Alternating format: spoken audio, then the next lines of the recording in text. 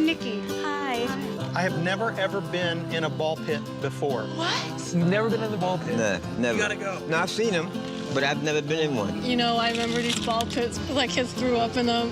Yeah. Okay. All right, so let's see. Okay, this is a good one. Share 3 things on your bucket list.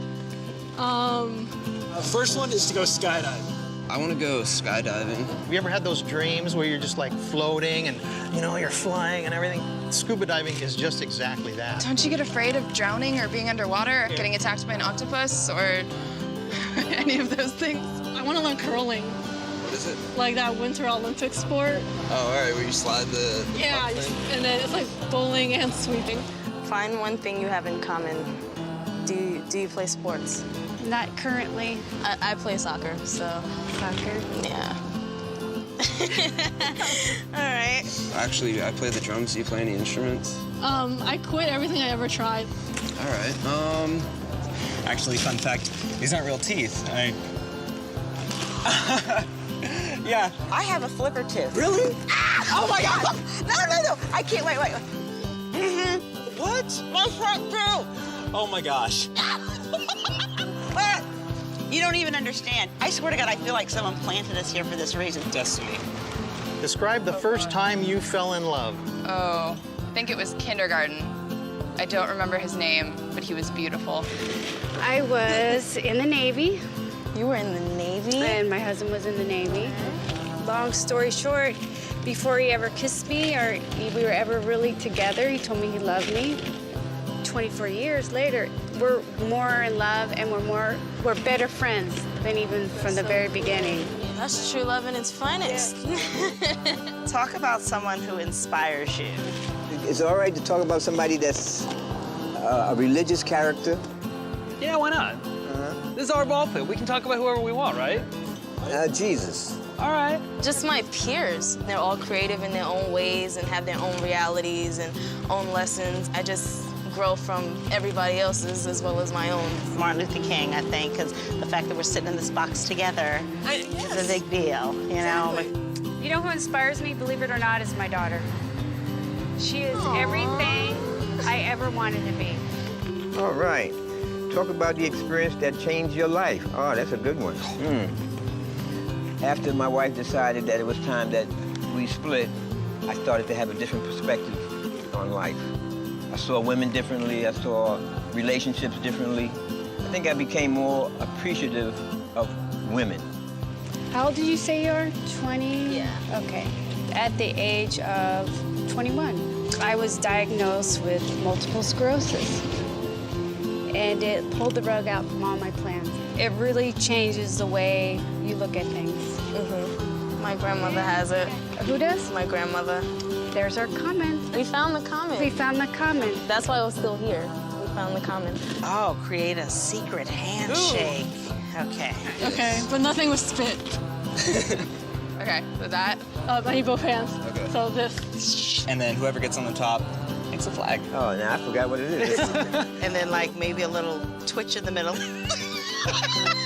1, 2, 1, 2. High 10. All right, we did it. Awesome.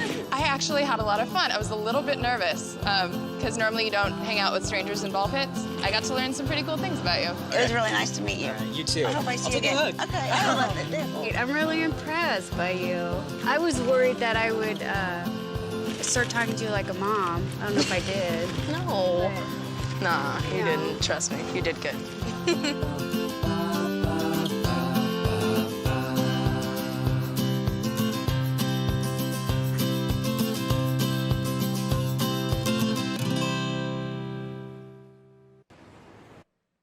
So how many people think you could do that? Just get into a ball pit, strange circumstances with a stranger and just ask questions?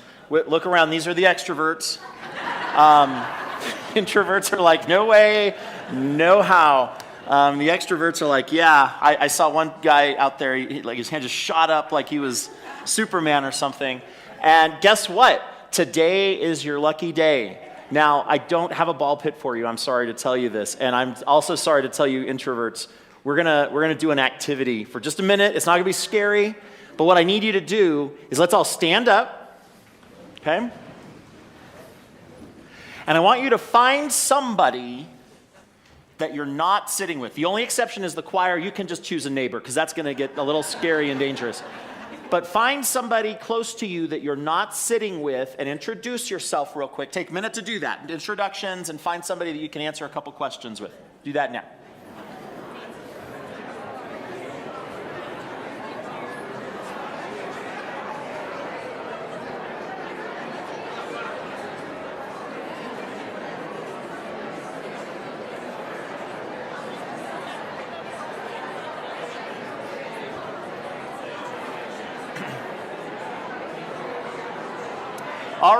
All right. This is going to go just fine because I had to quiet you down from the introductions. We're in good shape here. Okay, there are just 3 questions, all right? The first one is, and these will sound familiar from the video, share a few things from your bucket list. Share a few things from your bucket list. Go ahead and do that now. If you don't know what a bucket list is, ask your partner.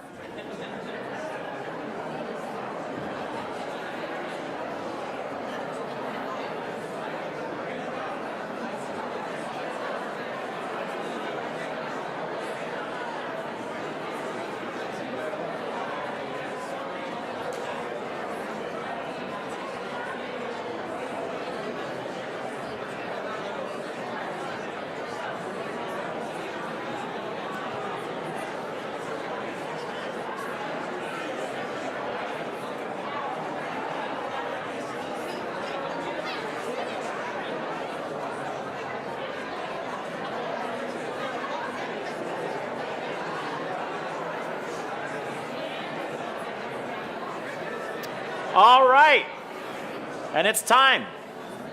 Second question's a little harder, okay? You have to find something you have in common. Now, here's the thing.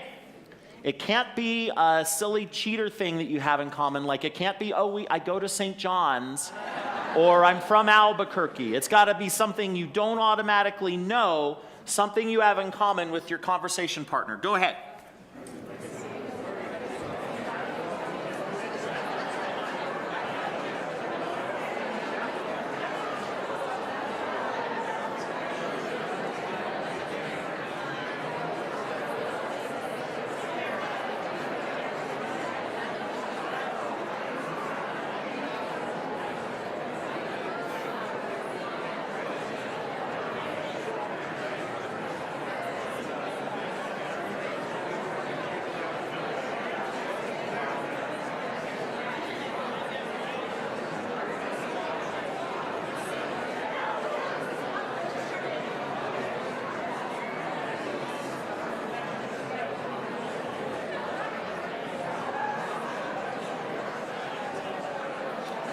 Oh my goodness, you're so good at this, but let's halt. Once again, let's pause. Y'all are doing so good. Okay, for your third question, you get a choice, okay? You can pick which one of these 2 questions you want to answer. The first option is, talk about the first time you fell in love. Or, if you're shy, you can talk about an experience that changed your life. And I'll give you a little longer for this one. Go ahead.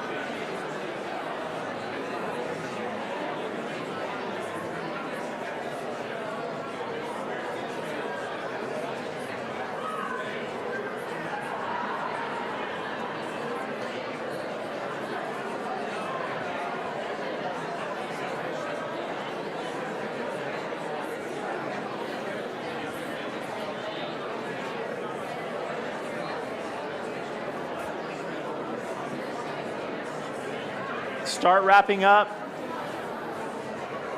Give or take.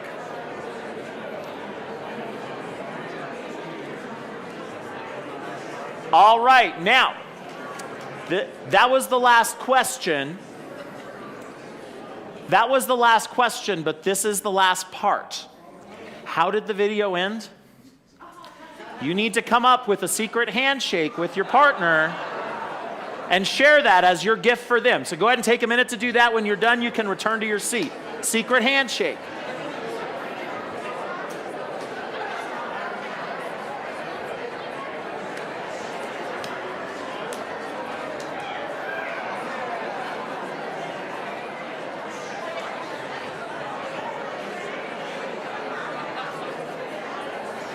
All right, y'all, knock it off. Get back to your seat.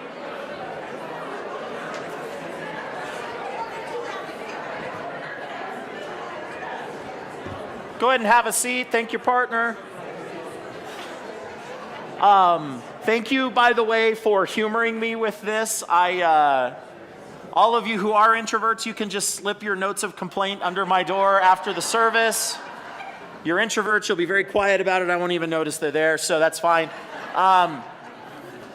I think when I watch that video every time, how many of y'all, as you watch it, like, there's just kind of this nice warm feeling as you're watching it, right?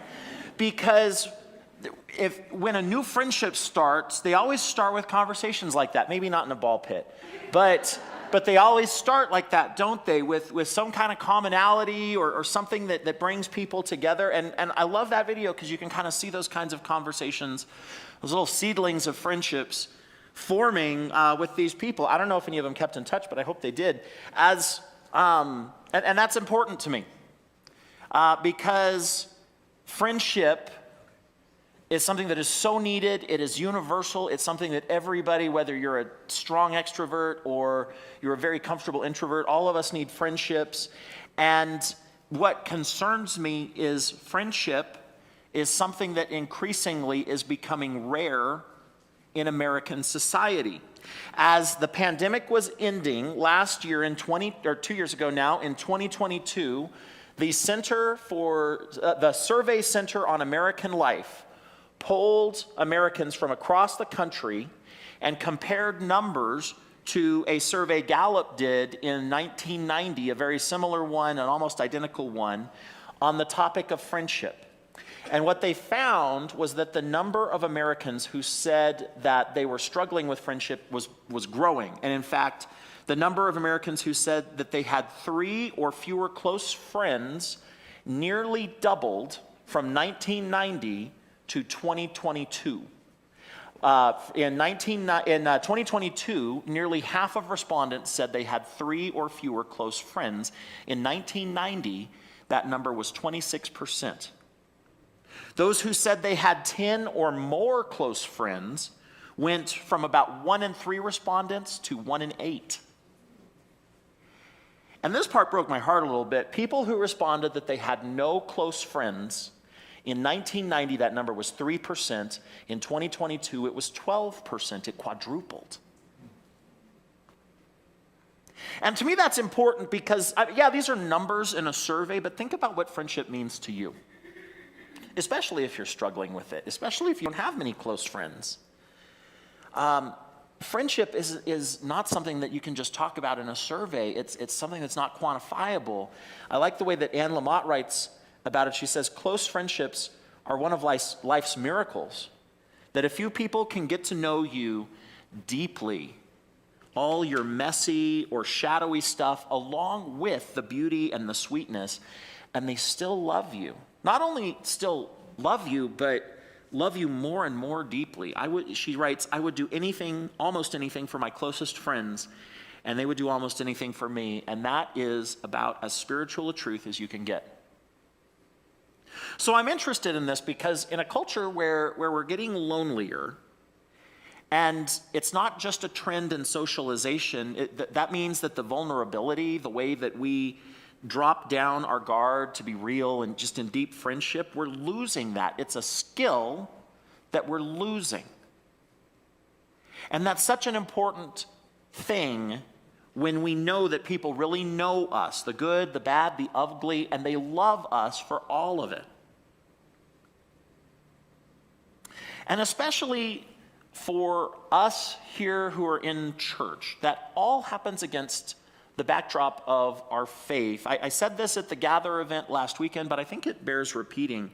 Please notice from the story today, this is Jesus calling the disciples. When he starts his ministry, when he starts his ministry, when Jesus sets out to do and teach the most important things he's going to do or teach, if you will notice, he does not kick things off by writing a book with incredible teaching in it. He does not start by founding some sort of theological academy where new truths are shared that no one's ever thought of before. Jesus starts his movement by making friends. That's what he does. He starts by making a community of friends. And so we see that here in the text in John 1. He starts with this man named Philip. And I have to be honest, I think Philip sounds a little bit like a little bit of a light touch. Jesus says, follow me. And he does it. He just kind of drops what he's doing, and he goes and follows more or less. But pretty soon, he's also introducing his friends, Nathaniel. And Nathaniel, he's a little bit more jaded. Nathaniel seems to me like one of those people who can be abrasive. Jesus, when he's approaching, he says, here's a Galilean in whom there is no deceit. I'm not sure that's a compliment that Jesus is giving him. You ever know one of those people, they'll say something or some version of, I'm not mean, I'm just honest. But really, they're just mean. There's always a kind way to be honest. And usually it's the easier way. And we all can think of people who can find new and inventive ways of being unkind. And so Philip, he's excited about Jesus, and Nathaniel, he sees an opportunity to let some air out of Philip's balloon. It just is what it feels like. And Philip runs up, he says, I met somebody, he's special. I think he might be the person that Moses and the prophets were talking about. He's Jesus of Nazareth, the son of Joseph. And that is what Nathaniel needs, is he has a little nugget to pick at, and he says, Nazareth, low-rent town, must be a low-rent person. What a terrible thing to say. Finds the flaw and he hones in on it. But even though Nathaniel is a little bit of a jerk, Jesus still calls him. Jesus doesn't turn off because Nathaniel is abrasive.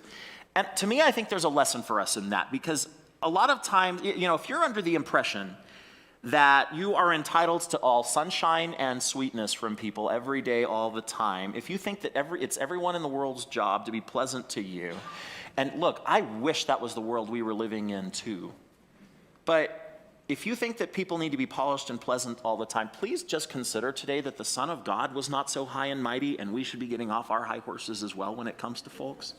We don't know what people are bringing into the conversation, what kind of history or past or problems that they struggle with. If you want to know more about that, my best advice to you is go live in a dorm room for a year with a roommate, 10 by 12 room, or if you didn't go to college, think about your first roommate in your first apartment. I had a great roommate in my first year in the dorms, and he was a nice guy. He wasn't a partier. He was awake during awake times and asleep during asleep times. It was pretty good. And the only problem was, he had about 142 habits and maybe 4,000 attitudes that were just completely obnoxious. That was his only problem. And I had none of that. I'm great all the time. But you live in close quarters, you'll notice that people are abrasive sometimes, and people are know-it-alls. And we rub against each other the wrong way. I mean, let's be honest, being in community is hard. It's really, really hard. Because people have an obnoxious habit of being themselves. That's really the hard part, right? But what we see in Jesus, what's different, and you see it here with Nathaniel, is Jesus has a habit of seeing the best in people and honing right in on that, where we'll very often see the worst. This part at the end of the exchange, Jesus says, I saw you under the fig tree, And I've always wondered about what did he see?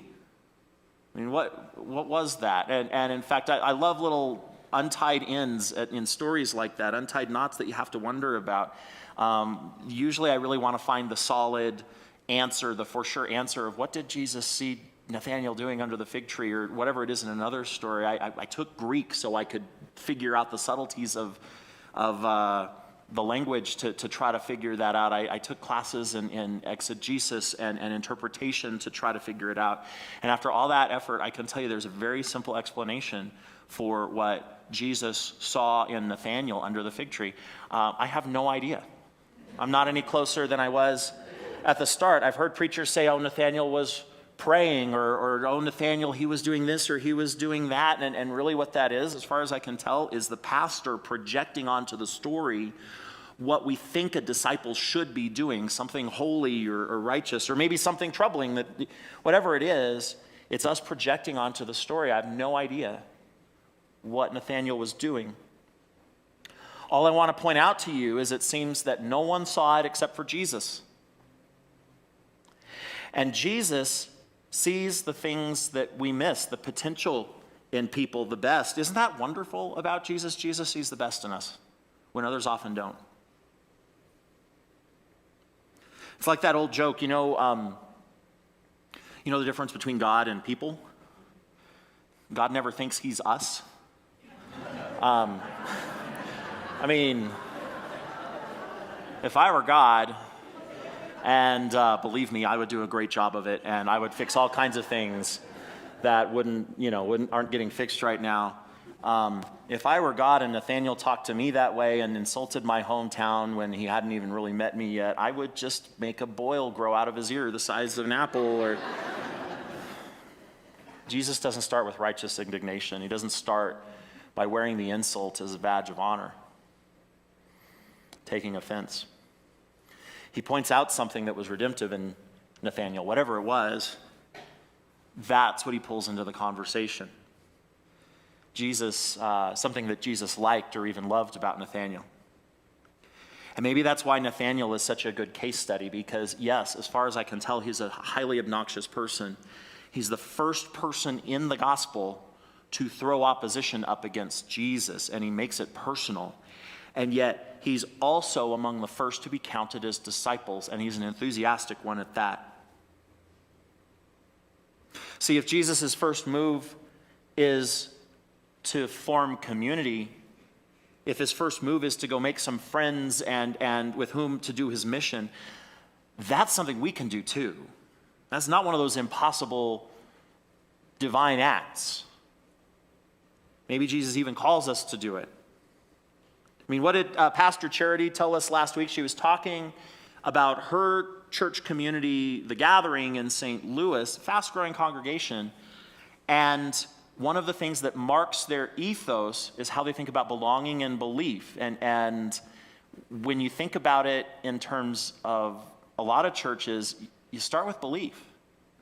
We're going to receive a person at the end of the service today, and we're going to ask them if they believe certain things. You start with belief, and if you like the belief, then you can belong. And what Charity said was, actually at the Gathering, we start the other way around. We start with, you belong here.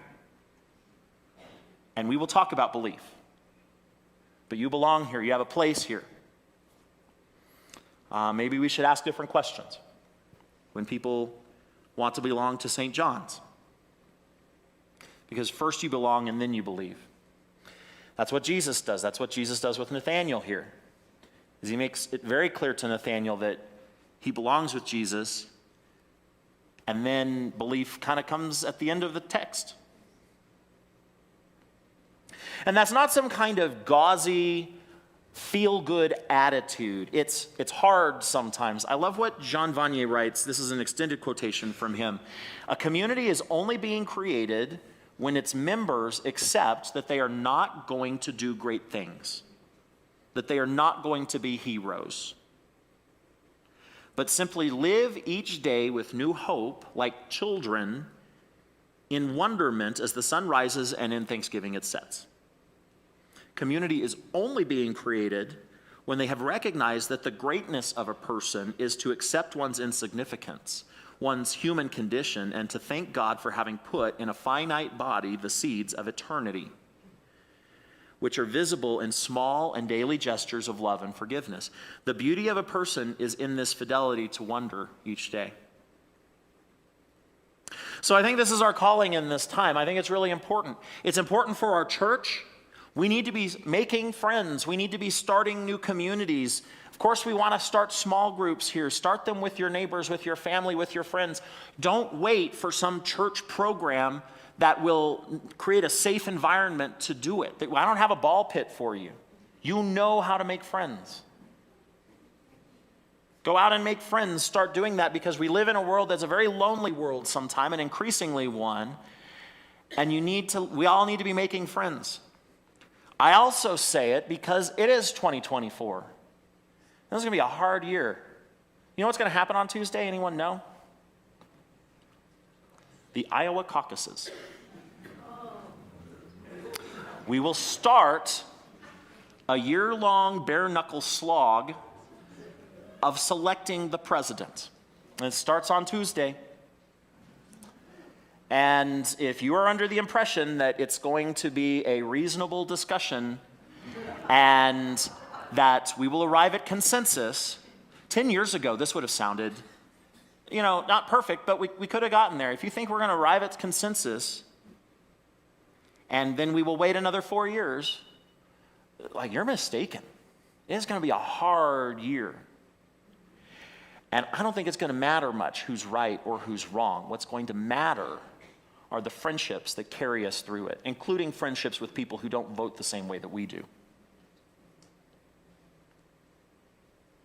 People need to not feel alone this year. People need to not be left alone with their cynicism this year. The act of disciple making, we make it so artificial sometimes. You have to pray this prayer, and you have to, let Jesus take your sins and give your life to him. I don't know that it's that artificial. I think disciple making might be the act of making friends, and in so doing, showing others that God wants to be friends with them too. And we need that right now, because the pressures of 2024 will be trying to pull us apart, and the glue that might hold us together are the friendships we're not willing to sacrifice in the name of politics. So I don't have a ball pit for us. You're going to have to make some other artificial construct to make a friend, but you have to do it because Jesus did it. And frankly, so did Nathaniel. You want the satisfaction of being right? You're going to be a very lonely person. Can anything good come from Nazareth? Yeah. Jesus was from Nazareth. Have you ever found yourself saying something like that? Can anything good come from Mississippi or the South? Can anything come from Hollywood or New York? Can anything good come from the Republican or Democratic Party? Yeah. Anything good can come from there.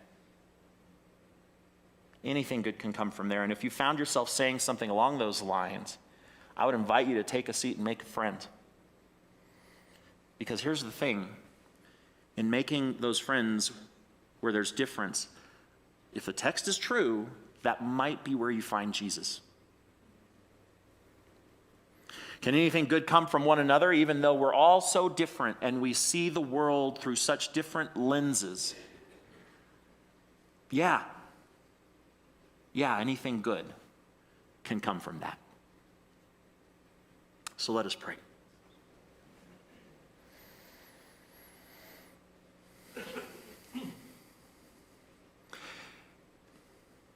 Lord, I pray for all kinds of highfalutin things. But today I think we all pray that we would be good friends in 2024. Amen.